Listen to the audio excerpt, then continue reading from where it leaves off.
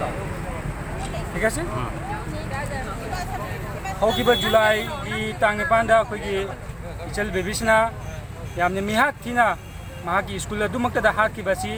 होय मपान मणिपुरदा लेबा मणिपुरी लुक कया मरोमना मिहादसु पेन फोंदोकपोइना ngasiगी सिलचरदा अखोइना बेबीसना की मिहासिदा जस्टिस पिबिउ हाइना मणिपुर सरकारदा अखोगी तोंगाम तोंगाम लुक कयाना दाबी तौई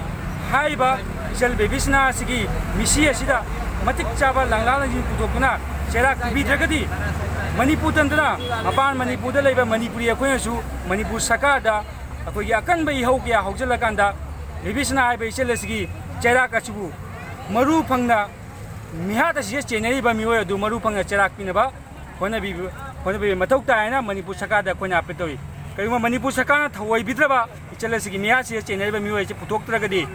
मपान मणिपुर तंदना पृथ्वीदा लेबा मणिपुरी तनतना अतोप अतोप लुक कया मरोमगा लोयना खोंजंग कया चंगसलकनी हाबसे मणिपुर सरकारना मिहुब नावम सिंगना लेबिउ हाइना अखोगी माइकेदगी अपील तौई ओके